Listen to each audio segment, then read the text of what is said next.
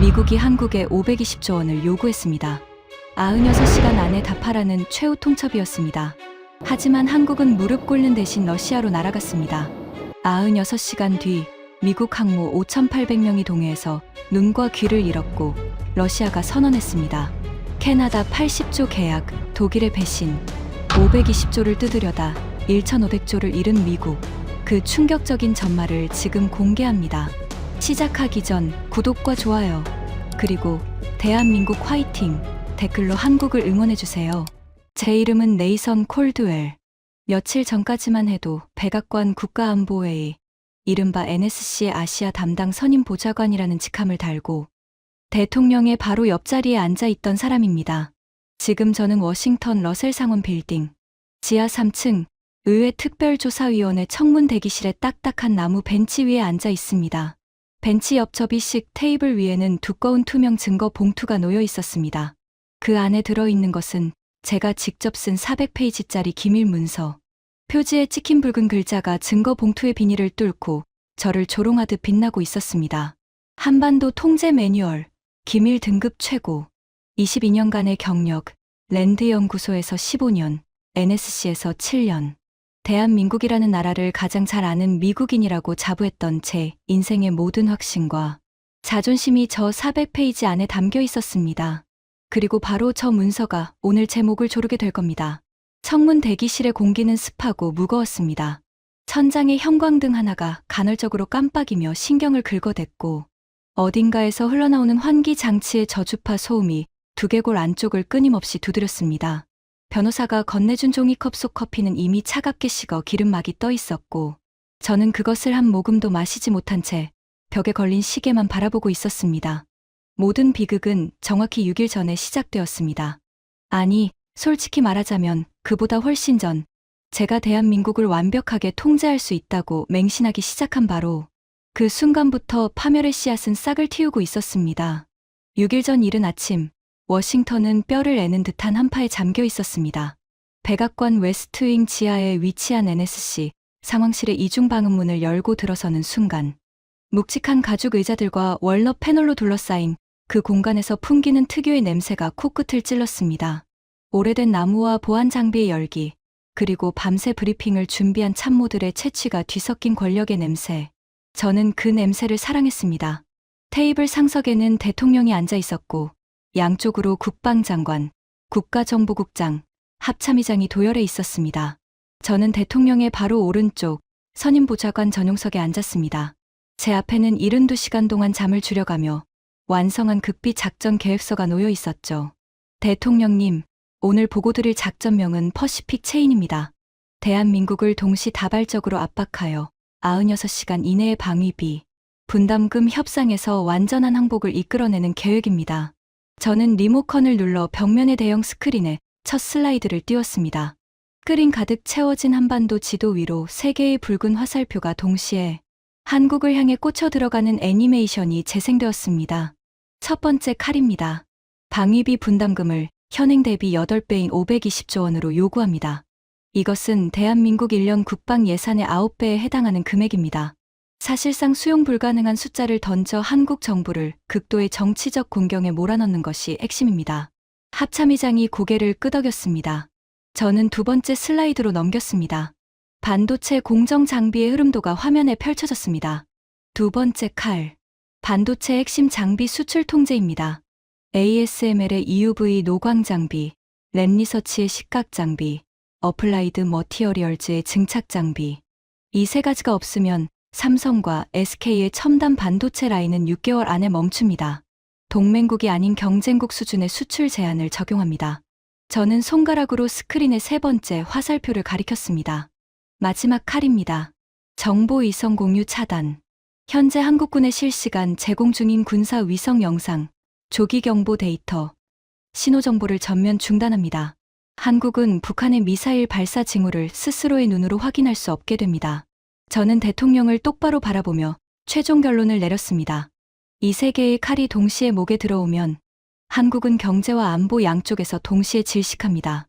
22년간 한반도를 분석한 제 판단으로는 한국은 길어야 3일이면 무릎을 꿇습니다. 대통령이 팔짱을 끼고 의자에 등을 기댄 채 물었습니다. 한국이 버티면 어떻게 되나? 불가능합니다. 저는 단호하게 고개를 저었습니다. 한국의 반도체 산업은 미국 장비 없이 돌아갈 수 없고 한국군의 눈은 우리 위성에 완전히 의존하고 있으며 520조라는 숫자는 한국 여론을 공포에 빠뜨리기에 충분합니다. 제가 설계한 이 매뉴얼 밖에서 움직인 동맹국은 지난 22년간 단 한 곳도 없었습니다. 그 순간 테이블 끝자리에서 조용히 손을 든 사람이 있었습니다. 제 부하인 NSC 기술안보 분석관 캐서린 브룩스였습니다. 35, 금발을 단정하게 묶은 소장파 분석관. 늘 차분했지만 이번만은 목소리에 미세한 긴장이 묻어 있었습니다. 보좌관님, 한 가지 변수를 말씀드려도 될까요? 한국의 반도체 장비 국산화율이 저희 예상치를 상당히 초과하고 있다는 첩보가 있습니다. 그리고 한국의 독자 정찰위성 체계인 425 사업의 진척도가 공식 발표보다 훨씬 앞서 있다는 분석도 있고요. 한국을 과소평가하고 있을 가능성이 있습니다. 회의실의 시선이 일제히 캐서린에게 쏠렸습니다. 저는 속으로 혀를 찼습니다. 공들여 설계한 작전 브리핑에 찬물을 끼얹는 신참의 조심성이 못마땅했습니다. 브룩스, 한국의 425 위성은 해상도가 우리 상업용 위성 수준에도 못 미쳐. 장비 국산화. 그건 한국 정부가 예산을 따내려고 부풀린 숫자야. 실제 양산 가능한 장비는 전체의 20%도 안 돼. 내가 왜 22년을 이 분야에 바쳤겠어. 캐서린은 입술을 꾹 다물었지만 그녀의 눈빛에서 저는 동의하지 않는다는 신호를 분명히 읽었습니다. 하지만 상관없었습니다. 22년의 경험이 신참의 직감 따위에 흔들릴 이유는 없었으니까요. 대통령이 테이블을 한번 두드리며 말했습니다. 좋아, 콜드웰. 퍼시픽 체인 승인한다. 96시간 데드라인. 한국 특사가 이번 주 워싱턴에 오지. 직접 통보해. 저는 자리에서 일어나며 등골을 타고 전율이 퍼지는 것을 느꼈습니다. 22년을 기다린 순간이었습니다. 제가 설계한 시나리오대로 세계 12위 경제 대국을 무릎 꿇리는 것. 이것이야말로 제 커리어의 정점이 될 터였습니다. 하지만 저는 그때 몰랐습니다. 제가 방금 승인받은 세 자루의 칼이 정확히 96시간 후에 미합 중국의 심장에 차례로 박히게 될 거라는 사실을요. 이틀 뒤 오후 워싱턴 펜실베이니아 애비뉴에 위치한 블레어하우스. 백악관 바로 건너편에 있는 이 고풍스러운 영빈관은 외국 국빈을 접대하는 장소이지만 오늘은 접대가 아니라 사형 선고를 위해 준비된 공간이었습니다. 저는 일부러 가장 위압적인 응접실을 선택했습니다. 천장 높이 4m, 벽면을 가득 채운 19세기 유화들, 한가운데 놓인 묵직한 마호가니 테이블. 이 공간 자체가 미합 중국의 압도적 위험을 발산하도록 설계되어 있었죠. 테이블 위에는 제가 직접 준비한 3개의 검은 가죽 바인더가 나란히 놓여 있었습니다. 각각의 표지에는 붉은 글씨로 방위비 분담금 특별 조정안, 반도체 수출 관리 강화 통보, 군사정보 공유 재검토 통지서라고 적혀 있었습니다. 세 자루의 칼. 저는 바인더의 위치를 밀리미터 단위로 조정하며 완벽한 배치를 확인했습니다. 정각 2시, 응접실 문이 열렸습니다. 대한민국 외교안보전략실 특사 서진아가 수행원 2명과 함께 들어왔습니다. 첫인상부터 제 신경을 건드리는 사람이었습니다. 짙은 차콜색 정장은 한 치의 주름도 없이 완벽했고 은퇴 안경 너머의 눈은 이 위압적인 공간에 단 1g의 감정도 허락하지 않는 듯 고요했습니다. 키는 저보다 반뼘쯤 작았지만 그가 방 안에 들어서는 순간 공기의 밀도가 미세하게 달라지는 것을 느꼈습니다. 22년간 수많은 외교관을 상대했지만 이런 종류의 인간은 처음이었습니다. 분노도, 긴장도, 호기심도 읽히지 않는 완벽한 무표정. 월스트리트의 도박꾼들이 포커 페이스라고 부르는 그런 종류가 아니었습니다. 이건 그보다 훨씬 깊은 바다 밑 해구처럼 빛 자체가 닿지 않는 종류의 침묵이었습니다. 서 특사님, 먼 길 오시느라 수고하셨습니다. 바로 본론으로 들어가죠. 저는 악수를 건넨 뒤 의자에 깊이 앉으며 3개의 검은 바인더를 서진아 쪽으로 밀었습니다. 가죽이 매끄러운 테이블 위를 미끄러지며 둔탁한 소리를 냈습니다. 이것은 동맹국 간의 우호적 협의를 위한 제안서가 아닙니다. 미합 중국이 대한민국에 제시하는 최종 조건입니다. 저는 바인더를 하나씩 손가락으로 짚으며 설명을 시작했습니다. 첫째, 방위비 분담금 520조 원. 현행의 8배입니다. 한반도에 주둔하는 미군 28,500명의 작전 비용, 장비 유지비, 그리고 해구산 제공에 대한 합리적 대가입니다. 둘째, 반도체 핵심 장비 수출 관리 강화. ASML, 램 리서치, 어플라이드 머티어리얼즈의 대한국 수출을 동맹국이 아닌 경쟁국 수준으로 재분류합니다. 셋째, 군사정보 공유 전면 재검토. 위성 영상, 조기 경보 데이터, 신호정보의 실시간 제공을 중단합니다. 저는 의자 등받이에 기대며 서진아의 얼굴을 관찰했습니다. 월스트리트의 M&A 전문가들은 상대의 미세한 표정 변화에서 협상 카드를 읽어내는 훈련을 받습니다. 저 역시 그런 기술을 22년간 외교 전장에서 갈고 닦아왔죠. 동공의 확대, 입꼬리의 떨림, 손가락 끝의 미세한 경직, 그 어떤 것이라도 읽어낼 자신이 있었습니다. 하지만 서진아에게서는 아무것도 읽히지 않았습니다. 그는 세 개의 바인더를 내려다보았습니다. 하지만 단 한 장도 열지 않았습니다. 마치 이미 그 안에 뭐가 적혀 있는지 다 알고 있다는 듯, 혹은 그 안의 내용이 자신에게 아무런 의미가 없다는 듯, 그저 검은 가죽 표면 위로 시선을 한번 흘렸을 뿐이었습니다. 그리고 서진아가 입을 열었습니다. 그의 목소리는 저음이었지만 또렷했고, 감정의 기복이라고는 밀리미터도 찾아볼 수 없는 평탄한 음률이었습니다. 잘 들었습니다. 그것이 전부였습니다. 520조 원이라는 천문학적 숫자에도, 반도체 산업의 생명줄을 끊겠다는 통보에도, 국가 안보의 핵심인 위성 정보를 차단하겠다는 위협에도, 고작 세 글자. 잘 들었습니다. 저는 속으로 당혹감을 억누르며 목소리에 힘을 더 실었습니다. 96시간을 드리겠습니다. 그 안에 분담금 수용 확약서가 이 빌딩에 도착하지 않으면 두 번째와 세 번째 조건은 자동으로 발효됩니다. 선택은 두 가지뿐입니다. 수용하거나 결과를 감당하거나. 서진아가 자리에서 일어났습니다. 정장의 단추를 채우는 그 느긋한 동작조차 계산된 것인지 본래 그런 사람인지 분간할 수 없었습니다. 그가 문 쪽으로 몸을 돌리다가 마치 생각난 것처럼 멈춰서서 저를 돌아보았습니다. 콜드웰 보좌관님. 네, 96시간이라고 하셨죠. 충분합니다. 그리고 서진아는 돌아서서 나갔습니다. 수행원들이 조용히 뒤를 따랐고 묵직한 참나무 문이 닫혔습니다.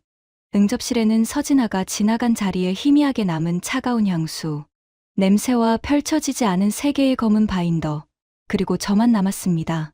충분하다고? 저는 속으로 코웃음을 쳤습니다. 당연히 충분하지. 96시간이면 한국 청와대가 백기를 들고 일본 대사관 앞에서 줄을 서겠지. 그들이 할 수 있는 건 고작 시간을 끌며 수용 가능한 협상안을 가져오는 것뿐이야. 저는 응접실 창가에 서서 펜실베이니아 에비뉴 건너편의 백악관을 바라보며 차갑게 식은 커피를 한 모금 마셨습니다. 쓴맛이 혀를 감쌌지만 가슴 속에서 끓어오르는 승리의 예감이 그 쓴맛을 달콤하게 바꿔주었습니다. 저는 그때 확신했습니다. 이 게임의 승자는 이미 정해져 있고 96시간이라는 시간은 대한민국이 항복 문서에 서명하기 위한 유예 기간에 불과하다고요. 하지만 그 96시간은 한국의 항복을 위한 시간이 아니었습니다.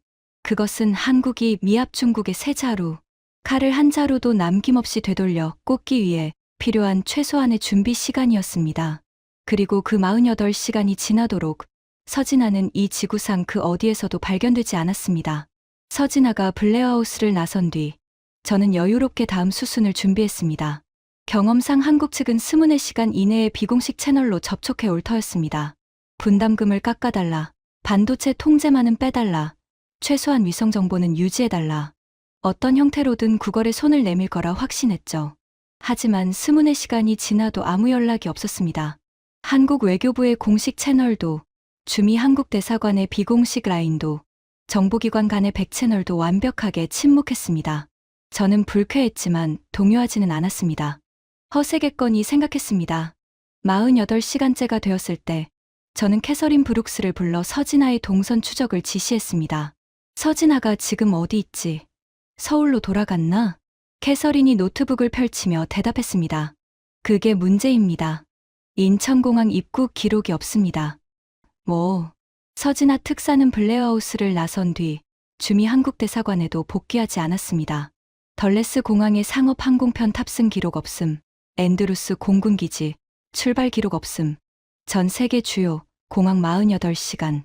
스캔 결과에도 서진아라는 이름은 단 한 건도 뜨지 않습니다. 그 순간까지도 저는 대수롭지 않게 생각했습니다. 외교관이 비공개 동선을 탄 적은 수도 없이 있었으니까요. CIA에 넘겨. 위성 감시 자산 동원에서 48시간 내 위치 확보해. 하지만 CIA 동아시아 데스크의 보고는 저를 의자에서 벌떡 일어나게 만들었습니다. 보좌관님, 서진아 특사의 위치를 확인했습니다. 하지만 결과가 극히 비정상적입니다. 캐서린이 보안 태블릿을 제 책상 위에 올려놓았습니다. 화면에는 NRO, 미 국가정찰국의 위성이 촬영한 적외선 항적 분석 데이터가 떠 있었습니다. 블레어하우스를 나선 서진아는 버지니아주 소재의 비공개 군사 활주로에서 한국 공군 소속 특별 수송기에 탑승한 것으로 확인되었습니다. 문제는 그 비행기의 항로였습니다. 태평양을 건너 서울로 향하는 대권 항로가 아니었습니다. 비행기는 알래스카 앵커리지에서 급유한 뒤 기수를 북서쪽으로 완전히 틀었고 북극권을 돌아 유라시아 대륙의 끝자락을 향해 돌진하고 있었습니다. 최종 착륙지는 러시아 연방 무르만스크, 러시아 북극 함대 사령부가 위치한 세계 최대의 군항이었습니다. 저는 태블릿을 들고 있던 손에서 힘이 빠지는 것을 느꼈습니다.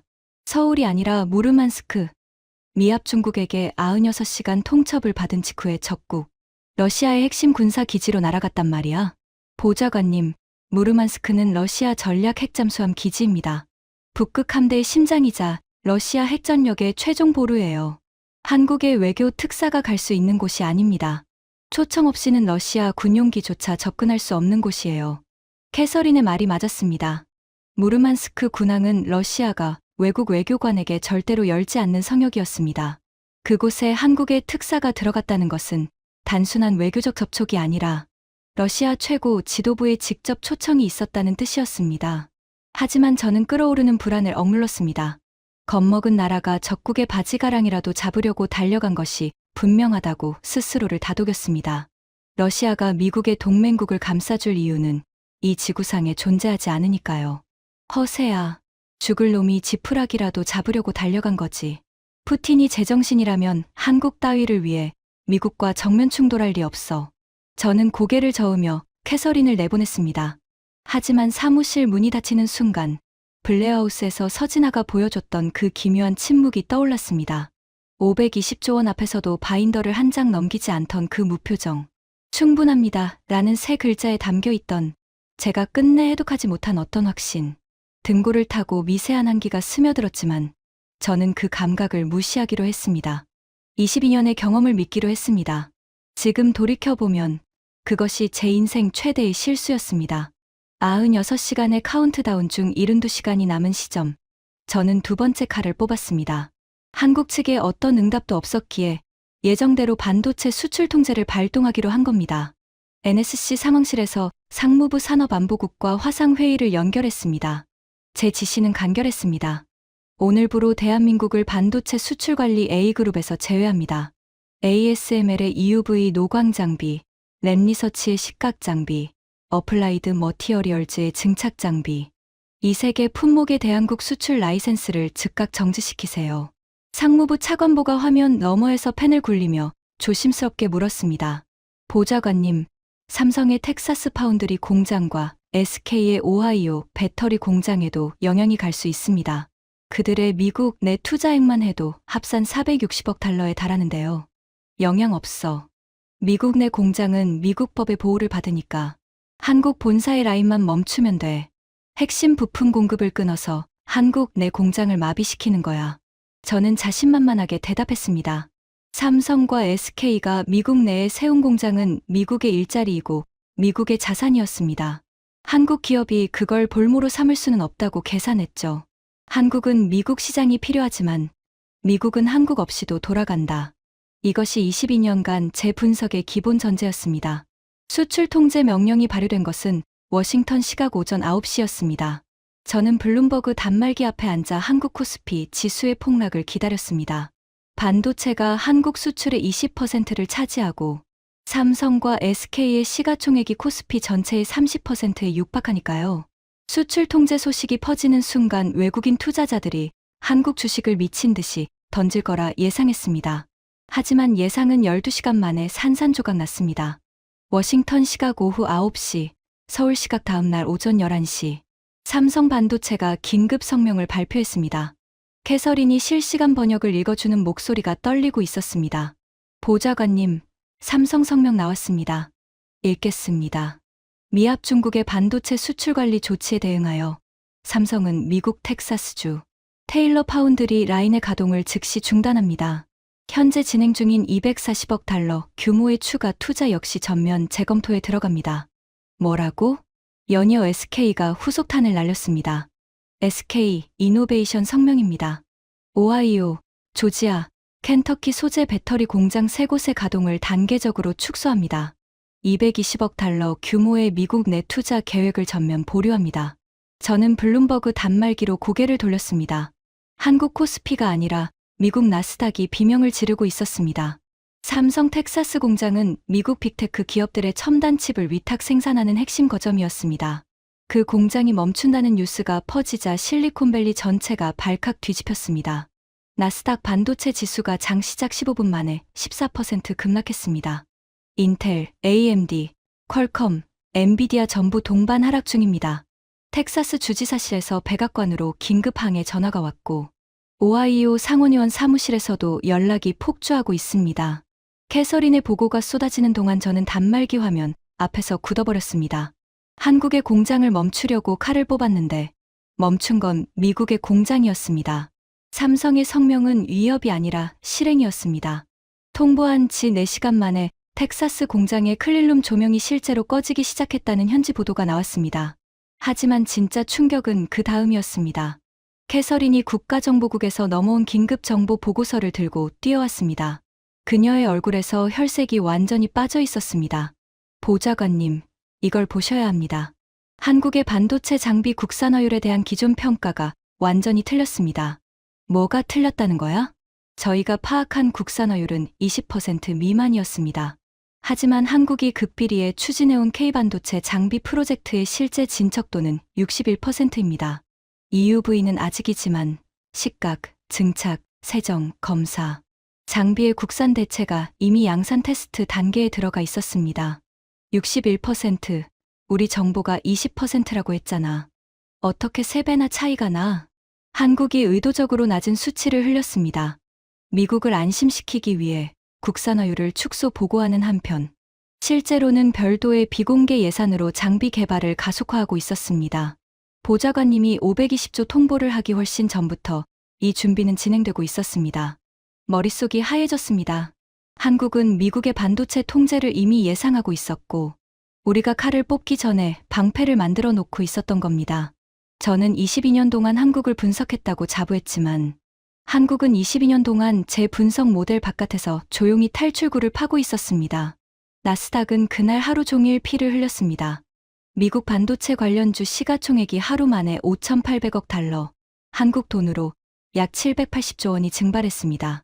제가 한국에서 520조를 뜯어내려다 미국 주식시장에서 780조가 날아간 겁니다. 완벽한 자충수였습니다. 반도체 부메랑에 충격이 가시기도 전에 저는 3번째 칼을 빼들었습니다. 남은 시간은 48시간. 반도체가 먹히지 않으니 안보를 흔들기로 한 겁니다. 한국군에 제공 중인 모든 군사 위성 데이터의 실시간 공유를 즉각 중단하라. 이 지시가 떨어진 건 반도체 사태가 터진 다음 날 새벽이었습니다. 미국은 전 세계에 수백 기의 군사 위성을 운용하고 있고 그 위성들이 촬영한 영상과 수집한 신호를 동맹국에 선별적으로 공유합니다. 한국군의 경우 북한 미사일 기지 감시, 서해 해상 정찰, 북한군 이동 경로 추적 등 핵심적인 안보 정보를 미국 위성에 크게 의존하고 있었습니다. 그 눈을 빼버리면 한국은 북한 앞에서 장님이 됩니다. 안보 공포가 한국 국민을 휩쓸 것이고 여론이 정부를 압박해서 결국 우리 조건을 수용할 수밖에 없습니다. 저는 이것이 가장 확실한 한방이라고 확신했습니다. 반도체는 한국이 대비하고 있었을지 몰라도 군사 위성만큼은 대체 불가능한 미국의 절대 자산이니까요. 한국이 독자 위성을 띄운다고 해봤자 해상도나 커버리지에서 미국의 발끝에도 못 미칠 것이라는 게 제 22년간의 분석이었습니다. 위성 데이터 차단 명령은 펜타곤을 통해 즉각 실행되었습니다. 한국군 합참에 실시간으로 전송되던 위성 영상 피드가 일제히 검은 화면으로 바뀌는 순간 저는 상황실 스크린을 바라보며 고개를 끄덕였습니다. 이제 진짜 벼랑 끝이야. 눈이 멀면 어떤 나라든 무릎을 꿇게 되어 있어.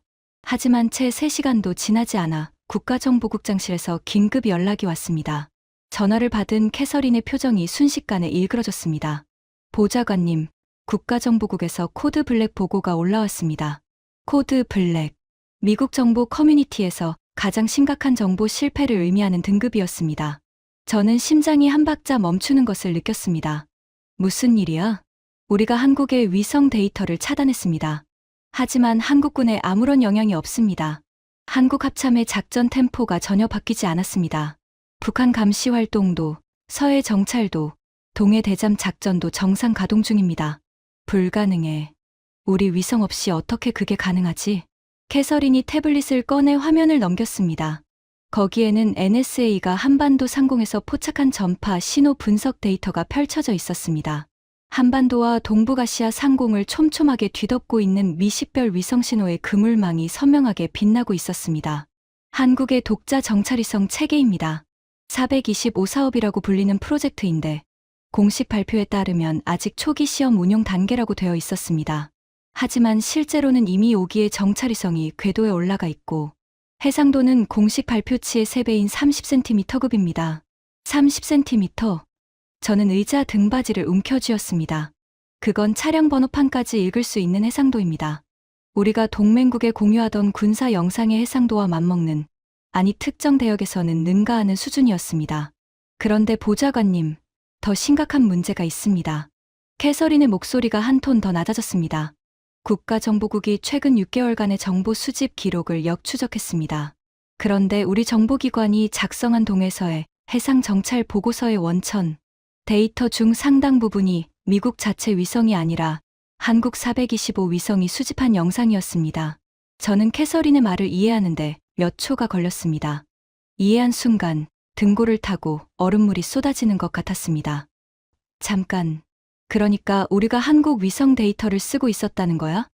한국의 위성 정보를 제공하는 게 아니라 거꾸로 한국의 위성 데이터를 우리가 가져다 쓰고 있었다고? 정확합니다. 한국이 미국과의 정보 공유 채널에 자국 위성 데이터를 슬쩍 섞어 넣고 있었습니다. 우리 분석관들은 그것이 미국 위성의 데이터인 줄 알고 보고서에 사용했고요. 지금 우리가 위성 공유를 차단한 건 한국의 눈을 빼는 게 아니라 우리 자신의 정보 소스 하나를 끊어버린 겁니다. 저는 두 손으로 얼굴을 감쌌습니다. 세 번째 칼마저 부메랑이었습니다. 한국의 눈을 멀게 하려고 위성을 차단했는데 오히려 정보 공백이 생긴 것은 미국 쪽이었습니다. 22년간 한국을 감시하고 통제한다고 자부했던 제가 실은 한국이 건네주는 정보를 받아먹고 있었다는 사실, 감시당하고 있었던 것은 한국이 아니라 접니다. 그리고 바로 그 순간 한국 외교부가 냉담한 한 줄 성명을 발표했습니다. 대한민국은 미합 중국의 군사정보 공유 중단 조치에 대응하여 한미 간 정보 교환 채널을 통해 제공해 온 대한민국 독자 수집 정보의 공유를 즉시 중단합니다. CIA 동아시아 데스크에서 비명 같은 보고가 올라왔습니다. 한반도 북부 지역의 정보 수집 능력이 30% 이상 감소했다는 긴급 경고였습니다. 북한의 이동식 미사일 발사대 추적에 심각한 공백이 발생했고 서해의 NLL 인근의 해상 감시에도 빈틈이 생겼습니다. 저는 세 자루의 칼을 동시에 뽑았고 세 자루 모두 미합 중국 자신을 찌르고 있었습니다. 520조 방위비 요구는 한국의 침묵 앞에서 허공을 헤매고 있었고 반도체 통제는 미국 주식시장에서 780조를 날렸으며 위성 차단은 오히려 미국의 정보 능력에 구멍을 뚫었습니다. 하지만 진짜 재앙은 아직 시작도 하지 않았습니다. 96시간의 데드라인. 마지막 24시간이 남았을 때 저는 최후의 카드를 꺼내 들었습니다. 세 자루의 칼이 모두 실패한 이상 남은 것은 압도적 군사력의 시위뿐이었습니다. 국방장관실 수석참모 마틴 하우저가 펜타곤에서 달려왔습니다. 등이 곱고 턱이 딱 벌어진 해병대 출신으로 어떤 문제든 군함과 전투기로 해결할 수 있다고 믿는 사람이었습니다. 콜드웰, 더 이상 뜸 들일 시간 없어. 제7함대를 동해에 전진 배치해. 항모전단이 한국 앞바다에 뜨는 순간 세상 어떤 나라도 각을 세우지 못해. 저도 같은 생각이었습니다. 대통령의 승인이 떨어졌고 요코스카 기지를 출항한 미 제7함대. 소속 항모전단이 동해를 향해 북상하기 시작했습니다. 핵추진 항공모함 1척, 이지스 구축함 5척, 승조원 5,800명. 한 나라의 해안에 들이밀면 그 자체로 선전포고에 가까운 압도적인 무력이었습니다. 저는 NSC 상황실 대형 스크린에 띄워진 위성 영상으로 항모전단의 이동을 실시간 추적했습니다. 6척의 군함이 쐐기형 대형을 이루며 동해 중심부를 향해 절도 있게 나아가는 모습은 그 자체로 미합 중국 해군력의 상징이었습니다. 이것을 보고도 버틸 나라는 없습니다. 항모전단이 울릉도 동방해역에 진입한 것은 오후 3시 17분이었습니다. 바로 그 시각 상황실의 모든 스크린이 동시에 미쳐버렸습니다. 긴급 보고 항모전단 통신 이상 발생, 기압 레이더, 경고등 점등, 전함정 전투 배치 태세 돌입, 펜타곤 직통 한라인에서 쏟아져 나오는 보고가 상황실을 가득 채웠습니다. 항모전단 기함의 이지스 전투 시스템, 화면에 미식별 표적이 수백 개씩 나타났다가 사라지기를 반복하기 시작했습니다. 레이더가 유령 신호를 잡은 겁니다. 아군 함정의 위치마저 화면 위에서 춤을 추듯 흔들렸고 적과 아군의 구별이 완전히 불가능해졌습니다. 동시에 위성통신 링크가 끊어졌습니다. GPS 수신 신호의 정밀도가 폭락하며 50m, 100m, 200m씩 오차가 벌어졌습니다. 함대의 눈인 레이더와 귀인 통신, 방향 감각인 GPS가 동시에 마비된 겁니다. 제7함대 사령관의 긴급 교신이 상황실 스피커를 통해 울려 퍼졌습니다. 잡음 섞인 음성이었지만 절박함은 선명하게 전해졌습니다. 워싱턴, 여기 제7함대 기함. 대규모 전자전 공격을 받고 있다. 발신원 식별 불가. 이지스 시스템 정상 작동 불능. GPS 오차 200m 이상. 위성통신 간헐적 단절. 함재기 출격 불가. 현재 전투 능력 상실. 반복한다. 전투 능력 상실. 상황실이 얼어붙었습니다. 미합 중국 해군의 최정예 항모전단이 전투 능력을 상실했다. 미사일 한 발 맞은 것도 아니고 잠수함의 어뢰에 피격된 것도 아닙니다. 보이지 않는 전자파의 장벽에 갇혀 눈과 귀가 완전히 먹어버린 겁니다. 발신원을 찾아. 당장 찾으란 말이야. 누가 전자전을 걸고 있는 거야? 북한이야. 중국이야. 마틴 하우저가 고함을 쳤습니다. 하지만 NSA의 전자전 분석 결과는 모두를 더 깊은 절망으로 밀어넣었습니다. 보좌관님, 전자전 신호의 패턴을 분석했습니다. 2개의 서로 다른 교란원이 동시에 작동하고 있습니다. 2개?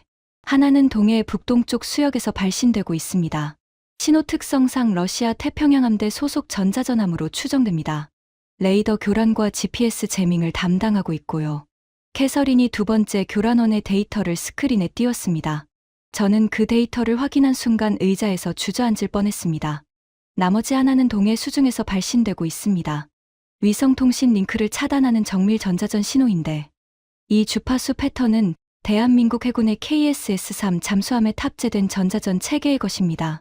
러시아와 한국이 동해에서 동시에 전자전을 걸고 있다는 말이야. 그렇습니다. 러시아 해군의 광역 교란과 한국 잠수함의 정밀 차단이 완벽하게 동기화되어 작동하고 있습니다.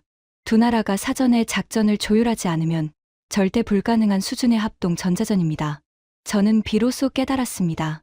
서진아가 무르만스크로 날아간 이유를, 520조 원 청구서를 받아들고도 바인더를 한 장 넘기지 않던 이유를, 충분합니다. 라고 답한 그 세 글자의 진짜 의미를.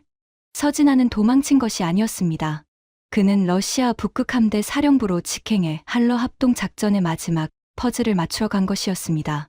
미국이 항모를 보내올 것을 이미 예측하고 그 항모를 동해의 전자전 장벽 안에 가두기 위한 덫을 짜러 간 것이었습니다. 저는 떨리는 목소리로 중얼거렸습니다. 96시간이 충분하다고 한 건 이것 때문이었어. 한국은 우리가 세 자루의 칼을 뽑을 때마다 정확히 그 칼이 우리 자신을 찌르도록 판을 짜고 있었던 거야. 처음부터 끝까지. 상황실 스크린에는 동해 한가운데서 표류하는 미 항모전단의 위치가 불안정하게 깜빡이고 있었습니다. 5,800명의 미군 장병이 눈과 귀를 잃은 채 적도 아군도 구분할 수 없는 바다 위에 갇혀 있었습니다. 이지스함의 미사일은 유도 신호를 잃어 쓸모없는 고철이 되었고 항모의 함재기는 착함 유도 장치가 먹통이 되어 날아오를 수도 내려앉을 수도 없었습니다. 세계 최강의 해군력이 보이지 않는 전자파의 세장 안에서 무력하게 갇혀버린 겁니다. 그리고 그 지옥 같은 상황 속에서 크렘린궁이 전 세계를 향해 입을 열었습니다. 오후 6시 정각, 전 세계 모든 뉴스 채널의 정규 방송이 끊어지고 모스크바 크렘린궁 브리핑룸이 생중계되기 시작했습니다. 연단에 오른 사람은 크렘린궁 안보회의 제1부의장 드미트리 볼코프였습니다. 볼코프. 그 이름을 듣는 순간 상황실의 모든 사람이 얼어붙었습니다. 볼코프는 푸틴의 그림자라 불리는 인물이었습니다. 러시아의 군사, 외교, 정보 활동의 실질적 총괄자. 그가 직접 카메라 앞에 선다는 것은 러시아가 최고 수준의 국가 의지를 표명한다는 뜻이었습니다. 볼코프의 얼굴은 놀라울 만큼 평온했습니다. 마치 날씨 이야기를 하듯 세계의 질서를 뒤흔들 말들을 입 밖으로 꺼냈습니다.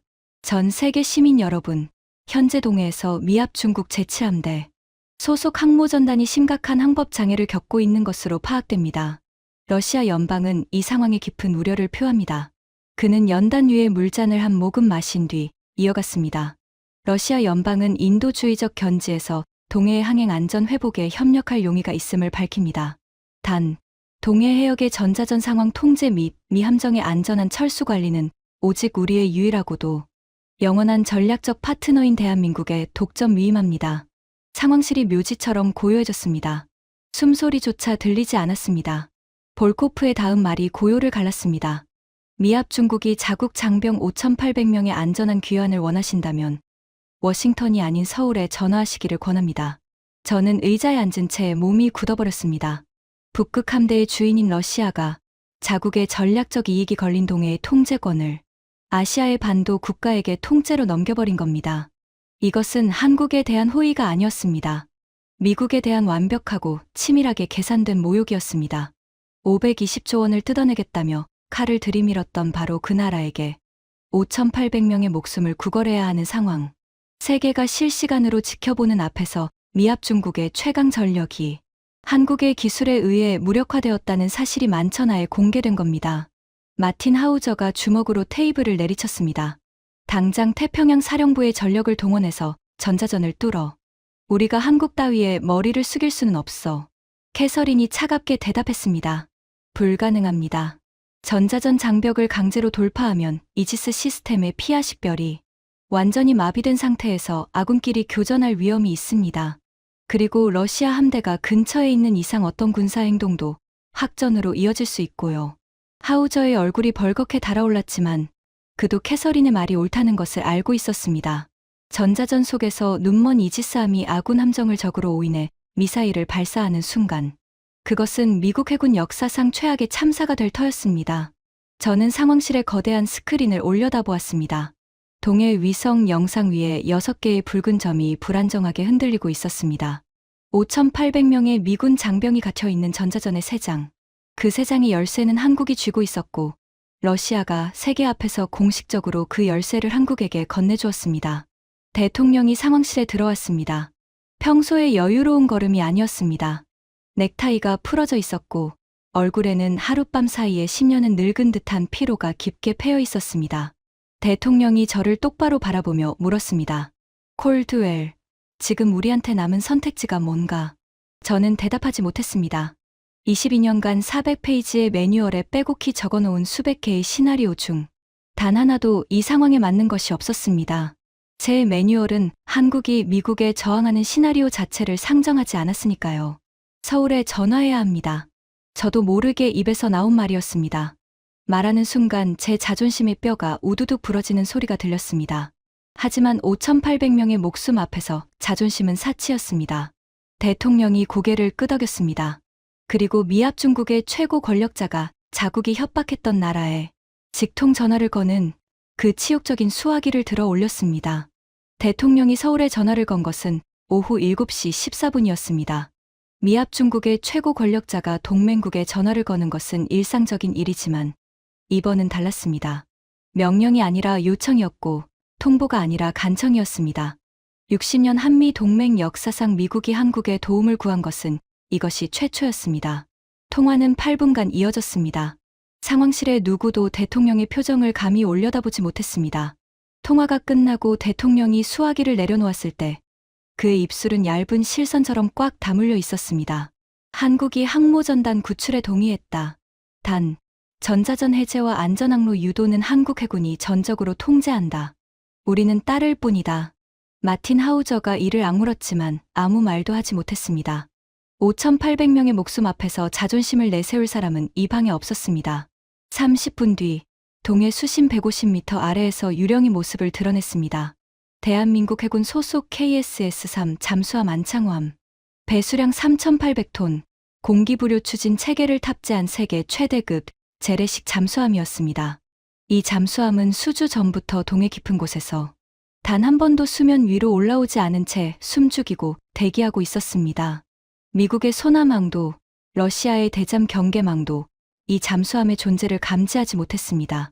소음 수준이 해양 배경 잡음과 구분이 불가능한 수준이었기 때문입니다. 안창호함이 전자전 장벽 안으로 교신을 보냈습니다. 항모전단의 모든 함정에서 스피커가 일제히 켜졌습니다. 지직거리는 잡음이 사라지고 칼날처럼 선명한 음성이 흘러나왔습니다. 미 제7함대 항모전단, 여기는 대한민국 해군 안창호함입니다. 현 시각부로 동해 전자전 상황의 통제권을 보남이 인수합니다. 지금부터 전자전 교란을 단계적으로 해제하겠습니다. 해제 완료까지 약 12분 소요됩니다. 모든 함정은 현 위치를 유지하고 보남이 전송하는 KPS 좌표에 따라 행동하십시오. KPS, 한국의 독자 위성항법 시스템이었습니다. GPS가 무력화된 상황에서 한국의 위성만이 유일한 눈이 되어줄 수 있었습니다. 세계 최강 항모전단의 5,800명이 한국 잠수함 한 척이 쏘아주는 좌표의 운명을 맡겨야 하는 순간이었습니다. 안창호함은 KPS 위성 링크를 통해 항모전단 전 함정의 실시간 좌표를 전송하기 시작했습니다. 이지스함의 먹통이었던 화면에 새로운 좌표계가 떠올랐습니다. GPS가 아닌 KPS 기반의 정밀 항법 데이터. 오차 범위 30cm. 미국의 군사용 GPS보다 정밀한 수치였습니다. 동시에 전자전 교란 신호가 하나씩 꺼지기 시작했습니다. 레이더 화면에서 수백 개의 유령 표적이 사라지고 위성통신 링크가 하나씩 복구되었습니다. 12분 뒤 항모전단의 모든 시스템이 정상으로 돌아왔습니다. 하지만 복구된 시스템의 화면에 떠오른 것은 이합 중국 해군의 위험이 아니었습니다. 항모전단의 레이더에 한국 잠수함이 송출하는 안전항로가 선명하게 표시되었습니다. 동해를 빠져나가 일본 해역으로 철수하는 경로였습니다. 항모전단 사령관의 교신이 상황실에 올렸습니다. 워싱턴, 여기 제7함대 기함. 한국 해군이 제공한 안전항로를 확인했다. 한국 해군의 KPS 유도에 따라 철수를 개시한다. 5,800명의 미군이 탄 6척의 군함이 한국 잠수함 한 척의 안내를 받으며 줄지어 동해를 빠져나가기 시작했습니다. CNN, BBC, 알자지라가 러시아 해군이 제공한 단독 항공 영상을 통해 이 장면을 전 세계에 생중계했습니다. 화면 속에는 동해의 잿빛 수평선 위로 미 항모전단이 일렬종대로 천천히 이동하는 모습이 담겨 있었습니다. 그리고 그 함대의 선두에서 시커먼 세일만 수면 위로 살짝 내민 채 유유히 항로를 이끄는 작은 그림자. 태극 마크가 선명한 안창호함이었습니다. 세계 최강의 항모전단이 배수량 3,800톤짜리 재래식 잠수함의 뒤를 고분고분 따라가는 그 장면은 그 자체로 60년 태평양 패권의 종말을 선언하는 한 장의 사진이었습니다. 저는 상황실 구석 의자에 주저앉아 그 화면을 바라보았습니다. 520조 원을 뜯어내겠다며 협박했던 나라가 5,800명의 목숨을 구해주고 있었습니다. 총 한 발 쏘지 않고 피 한 방울 흘리지 않고 대한민국은 기술력 하나로 미합 중국의 최강 전력을 무력화시킨 뒤 그 무력화된 함대를 자비롭게 구출하여 집으로 돌려보내고 있었습니다. 이것은 군사적 패배보다 1000배는 잔인한 도덕적 굴복이었습니다. 미국은 적에게 무릎 꿇은 것이 아니라 자신이 짓밟으려 했던 동맹에게 목숨을 빚진 채무자가 되어버린 겁니다. 그리고 그 생중계 화면이 전 세계로 퍼져나간 뒤 도미노가 무너지기 시작했습니다. 가장 먼저 캐나다가 움직였습니다. 항모전단 철수 영상이 나간 지 불과 5시간 만에 오타와에서 캐나다 국방장관이 긴급 기자회견을 열었습니다. 캐나다 정부는 차기 잠수함 도입 사업의 기존 다국적 경쟁 입찰을 전면 취소합니다. 대한민국과 80조 원 규모의 단독 수의계약 협상에 돌입할 것을 공식 선언합니다. 동해에서 증명된 한국 잠수함의 압도적 전자전 능력과 스텔스 성능은 그 어떤 제안서 수백 페이지보다 강력한 증거였습니다. 80조 원. 미국, 영국, 프랑스의 방산 기업들이 수년간 로비와 기술, 시연에 공들였던 캐나다 역사상 최대 규모의 국방 사업이 동해의 12분짜리 실시간 시연 한 번에 한국으로 넘어간 겁니다. 그 다음은 노르웨이였습니다. 북극해 인접국인 노르웨이가 한국의 KPS 위성왕법 시스템 도입을 공식 발표했습니다.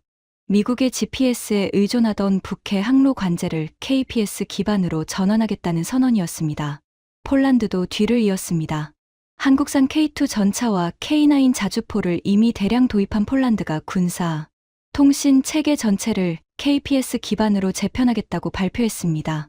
하지만 진짜 대지진은 호주에서 터졌습니다. 캔버라에서 호주 국방장관이 의회 연설을 통해 폭탄 선언을 했습니다.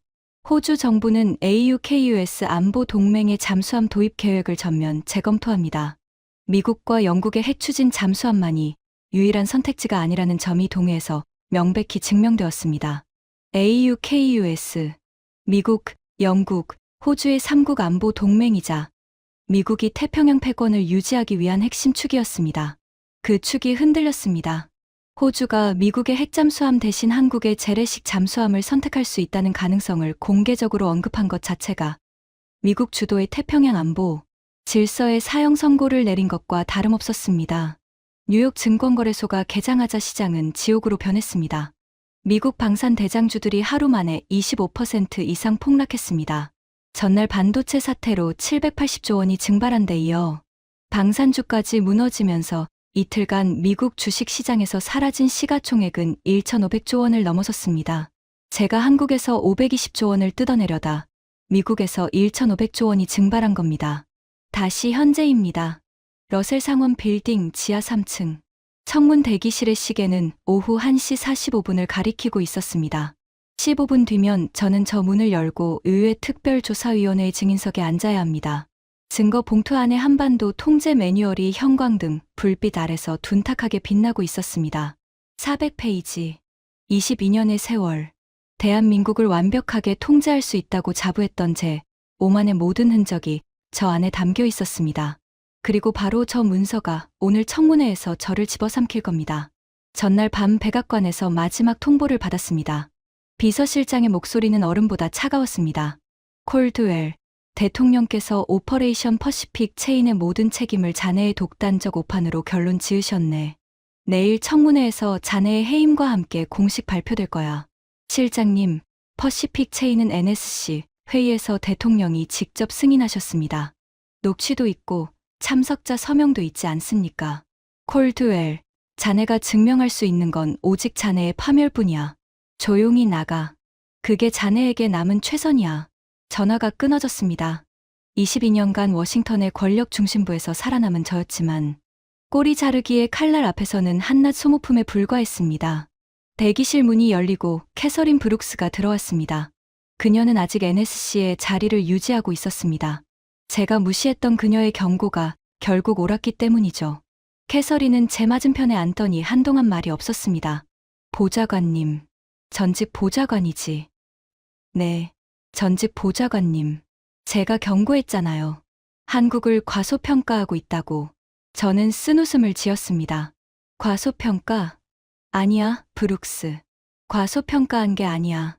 나는 22년 동안 한국이라는 나라를 완전히 잘못 읽고 있었던 거야. 캐서린이 코트 안주머니에서 접힌 종이 한 장을 꺼내 제게 내밀었습니다. 프린트된 뉴스 기사였습니다. 이거 보시고 싶으실 것 같아서요. 종이를 펼쳤습니다. 러시아 현지 언론이 찍은 사진 한 장이 실려 있었습니다. 장소는 무르만스크 군항 인근의 작고 허름한 식당이었습니다.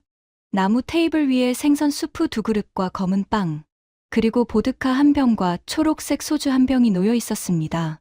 테이블 양쪽에 앉은 두 사람의 얼굴을 확인한 순간 저는 숨을 멈췄습니다. 한쪽은 두꺼운 회색 코트를 입은 서진아였습니다.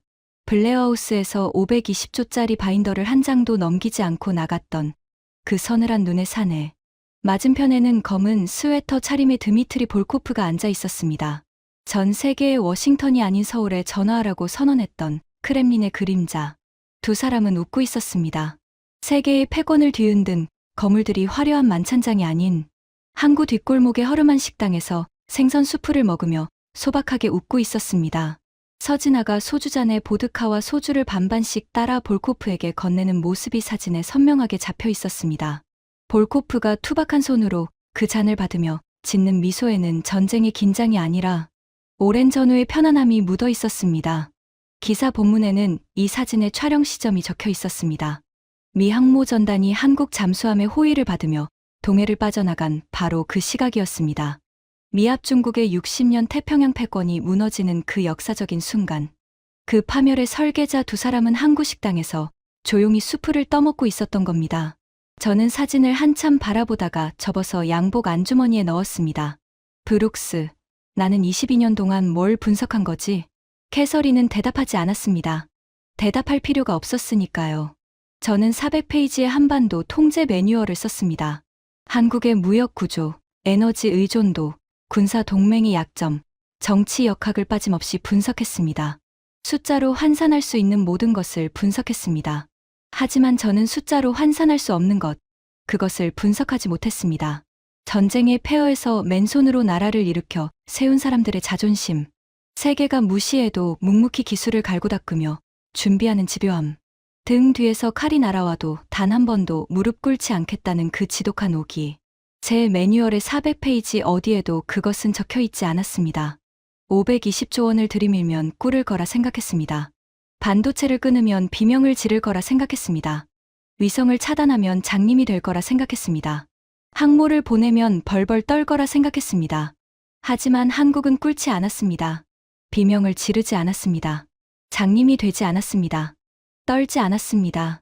오히려 미국의 공장을 멈추고 미국의 정보 소스를 끊고 미국의 항모를 가두고 그리고 그 항모를 자비롭게 구출하여 돌려보냈습니다.